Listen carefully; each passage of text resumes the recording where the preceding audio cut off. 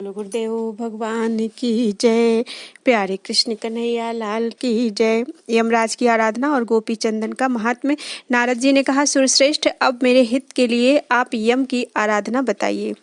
देव, किस उपाय से मनुष्य को एक नरक से दूसरे नरक में नहीं जाना पड़ता? सुना जाता है यमलोक में वैतरणी नदी है जो दुर्धर्ष, अपार, दुस्तर तथा रक्त की धारा बहाने वाली है। वह समस्त प्राणियों के लिए दुस्तर, उसे सुगमता के साथ किस प्रकार पार किया जा सकता है? महादेव जी बोले, ब्राह्मण, पूर्व काल की बात है। द्वारिकापुरी के समुद्र में स्नान करके मैं ज्यों ही निकला, सामने से मुझे ब्रह्मचारी मुद्गल मुनि आते दिखाई दिए। उन्होंने प्रणाम किया और विस्मित होकर इस प्रकार कहना आरंभ किया। मुद्गल बोले, देव, मैं अकस्मात मूर्छित होकर पृथ्वी पर गिर पड़ा था। उस समय मेरे सारे अंग जल रहे थे। इतने में ही यमराज के दूतों ने आकर मुझे बलपूर्वक शरीर से खींचा। मैं अंगूठे के बराबर पुरुष शरीर धारण करके बाहर निकला। फिर उन दूतों ने मुझे खूब कसकर बांधा और उसी अवस्था में यमराज के पास पहुंचा दिया। मैं एक ही क्षण में यमराज की सभा में पहुंचकर देखता हूं कि पीले नेत्र और काले मुख वाले यम सामने ही बैठे हैं। वे महाभयंकर जान पड़ते थे। भयानक राक्षस और दानव उनके पास बैठे और सामने खड़े थे। अनेक धर्माधिकारी तथा चित्रगुप्त आदि लेखक वहां मौजूद थे। मुझे देखकर विश्व के शासक यम ने अपने किंकरों से कहा, अरे, तुम लोग नाम के भ्रम में पड़कर मुनि को कैसे ले आए? इन्हें छोड़ो और कौंडिन्य नामक ग्राम में जो भीमक का पुत्र मुद्गल नामक क्षत्रिय है उसको ले आओ, क्योंकि उसकी आयु समाप्त हो चुकी है। यह सुनकर वे दूत वहां गए और पुनः लौट आए। फिर समस्त यमदूत धर्मराज से बोले, सूर्यनंदन, वहां जाने पर भी हम लोगों ने ऐसे किसी प्राणी को नहीं देखा जिसकी आयु क्षीण हो चुकी हो। न जाने कैसे हम लोगों का चित्त भ्रम में पड़ गया। यमराज बोले, जिन लोगों ने वैतरणी नामक द्वादशी का व्रत किया है वे तुम यमदूतों के लिए प्रायः अदृश्य हैं। उज्जैन, प्रयाग अथवा यमुना के तट पर जिनकी मृत्यु हुई है तथा जिन्होंने तिल, हाथी, सुवर्ण और गौ आदि का दान किया है, वे भी तुम लोगों की दृष्टि में नहीं आ सकते। दूतों ने पूछा, स्वामिन, वह व्रत कैसा है? आप उसका पूरा वर्णन कीजिए। देव, मनुष्यों को उस समय ऐसा कौन सा कर्म करना चाहिए जो आपको संतोष देने वाला हो? जिन्होंने कृष्ण पक्ष की एकादशी का व्रत किया है वे कैसे पाप मुक्त हो सकते हैं? यमराज बोले, दूतों, मार्गशीर्ष आदि मासों में जो ये कृष्ण पक्ष की द्वादशियां आती हैं उन सब में विधि पूर्वक वैतरणी व्रत करना चाहिए। जब तक वर्ष पूरा ना हो जाए तब तक प्रतिमास व्रत को चालू रखना चाहिए। व्रत के दिन उपवास का नियम ग्रहण करना चाहिए जो भगवान विष्णु को संतोष प्रदान करने वाला है। द्वादशी को श्रद्धा और भक्ति के साथ श्री गोविंद की पूजा करके इस प्रकार कहें, देव, स्वप्न में इंद्रियों की विकलता के कारण यदि भोजन और मैथुन की क्रिया बन जाए तो आप मुझ पर कृपा करके क्षमा कीजिए। इस प्रकार नियम करके मिट्टी, गोमय और तिल लेकर मध्याह्न में तीर्थ के यानी जलाशय के पास जाएं और व्रत की पूर्ति के लिए निम्नांकित मंत्र से विधिपूर्वक स्नान करें। अश्वक्रांते रथक्रांते विष्णुक्रांते वसुंधरे मृत्तिके हर में पापम यन्मया पूर्व संचितम त्वया हतेन पापेन सर्व पापैः प्रमुच्यते काश्यां चैव तु शम्भूतास्तिला वै विष्णुरूपिणः तिल स्नानेन गोविन्दः सर्व पापं व्यपोहति हरति विष्णुदेहोद्भवे देवी महापापापहारिणी सर्व पापम हर त्वं वै सर्वौषधि नमोस्तुते। वसुंधरे, तुम्हारे ऊपर अश्व और रथ चला करते हैं तथा वामन अवतार के समय भगवान विष्णु ने भी तुम्हें अपने चरणों से नापा था। मृत्तिके, मैंने पूर्व जन्म में जो पाप संचित किया है वह सारा पाप तुम हर लो। तुम्हारे द्वारा पाप का नाश हो जाने पर मनुष्य सब पापों से मुक्त हो जाता है। तिल काशी में उत्पन्न हुए हैं तथा वे भगवान विष्णु के स्वरूप हैं। तिल मिश्रित जल के द्वारा स्नान करने पर भगवान गोविंद सब पापों का नाश कर देते हैं। देवी सर्वौषधि, तुम भगवान विष्णु के देह से प्रकट हुई हो तथा भगवान तथा महान पापों का अपहरण करने वाली हो, तुम्हें नमस्कार है, तुम मेरे सारे पाप हर लो। इस प्रकार मृत्तिका आदि के द्वारा स्नान करके सिर पर तुलसी दल धारण कर तुलसी का नाम लेते हुए स्नान करें। यह स्नान ऋषियों द्वारा बताया गया है, इसे विधि पूर्वक करना चाहिए। इस तरह स्नान करने के पश्चात जल से बाहर निकलकर 2 शुद्ध वस्त्र धारण करें, फिर देवताओं और पितरों को तर्पण करके श्री विष्णु का पूजन करें। उसकी विधि इस प्रकार है। पहले एक कलश की, जो टूटा फूटा ना हो, स्थापना करें। उसमें पंच पल्लव और पंच रत्न डाल दें। फिर दिव्य माला पहनाकर उस कलश को गंध से सुवासित करें। कलश में जल भर दें और उसमें द्रव्य डालकर उसके ऊपर तांबे का पात्र रख दें। इसके बाद उस पात्र में देवाधिदेव तपोनिधि भगवान श्रीधर की स्थापना करके पूर्वोक्त विधि से पूजा करें। फिर मिट्टी और गोबर आदि से सुंदर मंडल बनावे। सफेद और धुले हुए चावलों को पानी में पीसकर उसके द्वारा मंडल का संस्कार करें। तत्पश्चात हाथ पैर आदि अंगों से युक्त धर्मराज का स्वरूप बनावे और उसके आगे तांबे की वैतरणी नदी स्थापित करके उसकी पूजा करें। उसके बाद पृथक आवाहन आदि करके यमराज की विधिवत पूजा करें। पहले भगवान विष्णु से इस प्रकार प्रार्थना करें, महाभाग केशव, मैं विश्व रूपी देवेश्वर यम का आवाहन करता हूँ, आप यहाँ पधारें और समीप में निवास करें। लक्ष्मीकांत, हरे, यह आसन सहित पाद्य आपकी सेवा में समर्पित है। प्रभु, विश्व का प्राणी समुदाय आपका स्वरूप है, आपको नमस्कार है, आप प्रतिदिन मुझ पर कृपा कीजिए। इस प्रकार प्रार्थना करके भूतिदाय नमः इस मंत्र के द्वारा भगवान विष्णु के चरणों का, अशोकाय नमः से घुटनों का, शिवाय नमः से जांघों का, विश्वमूर्तये नमः से कटिभाग का, कंदर्पाय नमः से लिंग का, आदित्याय नमः से अंडकोश का, दामोदराय नमः से उदर का, वासुदेवाय नमः से स्तनों का, श्रीधराय नमः से मुख का, केशवाय नमः से केशों का, सारंगधराय नमः से पीठ का, वरदाय नमः से पुनः चरणों का, शंखपाणये नमः से शंखपाणये नमः, चक्रपाणये नमः, असिपाणये नमः, गदापाणये नमः और परशुपाणये नमः। इन नाम मंत्रों द्वारा क्रमशः शंख, चक्र, खड्ग, गदा तथा परशुका तथा सर्वात्मने नमः इन मंत्र के द्वारा मस्तक का ध्यान करें। इसके बाद यूं कहें, मैं समस्त पापों की राशि का नाश करने के लिए मत्स्य, कच्छप, वराह, नरसिंह, वामन, परशुराम, श्री राम, श्री कृष्ण, बुद्ध तथा कल्कि का पूजन करता हूँ। भगवान, इन अवतारों के रूप में आपको नमस्कार है, बारंबार नमस्कार है। इन सभी मंत्रों के द्वारा श्री विष्णु का ध्यान करके उनका पूजन करें। तत्पश्चात निम्नांकित नाम मंत्रों के द्वारा भगवान धर्मराज का पूजन करना चाहिए।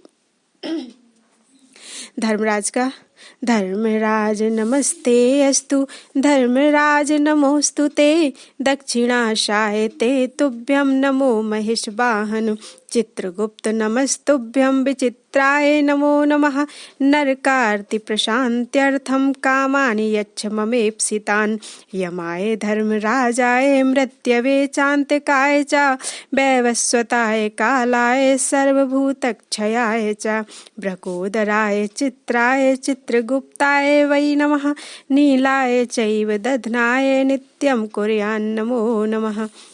धर्मराज, आपको बारंबार नमस्कार है। दक्षिण दिशा के स्वामी, आपको नमस्कार है। महेश पर चलने वाले देवता, आपको नमस्कार है। चित्रगुप्त, आपको नमस्कार है। नरक की पीड़ा शांत करने के लिए विचित्र नाम से प्रसिद्ध, आपको नमस्कार है। आप मेरी मनोवांछित कामनाएं पूर्ण करें। यम, धर्मराज, मृत्यु, अंतक, वैवस्वत, काल, सर्वभूतक, क्षय, व्रकोदर, चित्रगुप्त, नील और दधन को नित्य नमस्कार करना चाहिए। तदनंतर वैतरणी की प्रतिमा को अर्घ्य देते हुए इस प्रकार कहें, वैतरणी, तुम्हें पार करना अत्यंत कठिन है। तुम पापों को नाश करने वाली और संपूर्ण अभीष्ट वस्तुओं को देने वाली हो। महाभागे, यहाँ आओ और मेरे दिए हुए अर्घ्य को ग्रहण करो। यमद्वार के भयंकर मार्ग में वैतरणी नदी विख्यात है।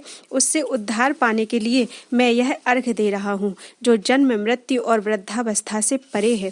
पापी पुरुषों के लिए जिसको पार करना अत्यंत कठिन है, जो समस्त प्राणियों के भय का निवारण करने वाली है तथा यातना में पड़े हुए प्राणी भय के मारे जिसमें डूब जाते हैं, उस भयंकर वैतरणी नदी को पार करने के लिए मैंने यह पूजन किया है।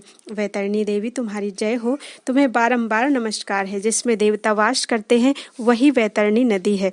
मैंने भगवान केशव की प्रसन्नता के लिए भक्तिपूर्वक उस नदी का पूजन किया है। पापों का नाश करने वाली सिंधु रूपिणी वैतरणी नदी की पूजा संपन्न हुई। मैं उसे पार करने तथा सब पापों से छुटकारा पाने के लिए इस वैतरणी प्रतिमा का दान करता हूँ। इसके बाद निम्नांकित मंत्र पढ़कर भगवान से प्रार्थना करें। कृष्ण कृष्ण जगन्नाथ संसाराद उद्धरस्य माम, नाम ग्रहण मात्रेण सर्व पापम हरस्व मे। हे कृष्ण, कृष्ण जगदीश्वर, आप संसार से मेरा उद्धार कीजिए। अपने नामों के कीर्तन मात्र से मेरा सारा पाप हर लीजिए।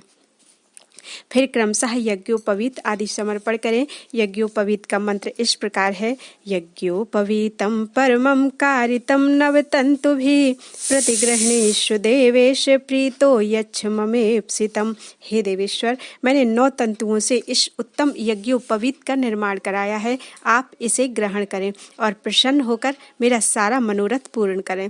तांबूल मंत्र।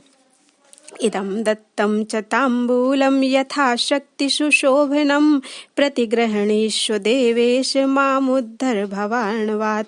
देवेश, मैंने यथाशक्ति उत्तम शोभा संपन्न तांबूल दान किया है, इसे स्वीकार करें और भवसागर से मेरा उद्धार करें। दीप आरती का मंत्र।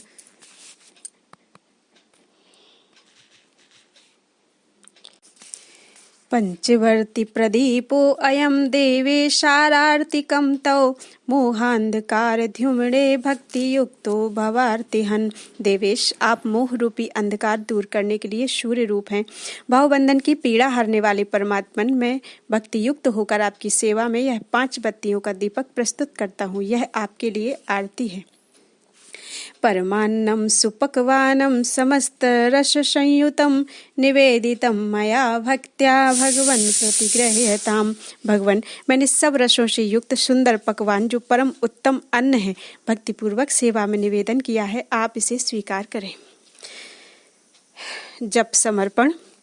द्वादशाक्षर मंत्रेण यथा संख्य जपेन च, प्रीयतां मे श्रियः कान्तः प्रीतो यच्छतु वांछितम्।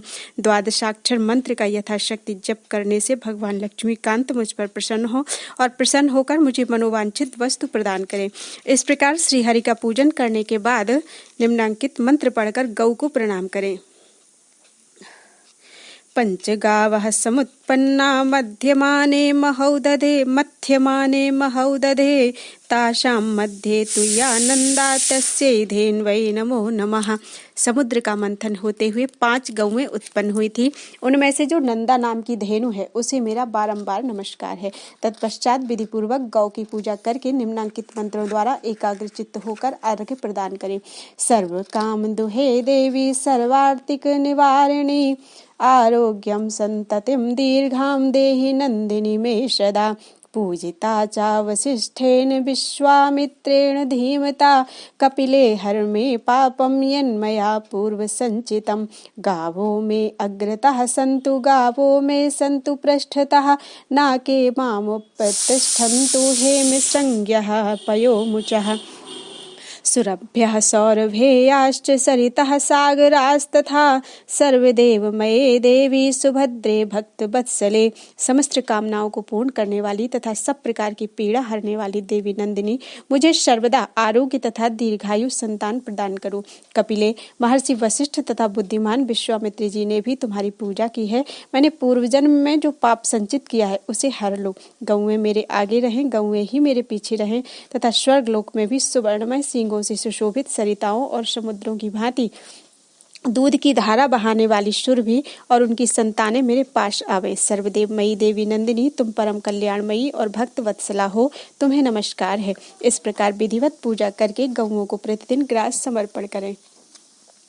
उसका मंत्र इस प्रकार है। सौरभे यह सर्वहिताः पवित्राः पापनाशिनी, प्रतिगृह्णन्तु मे ग्रासम गावस्त्रैलोक्य मातरः। सबके हित में लगी रहने वाली पवित्र पापनाशनी तथा त्रिभुवन की माता गौएं मेरा दिया हुआ ग्रास ग्रहण करें।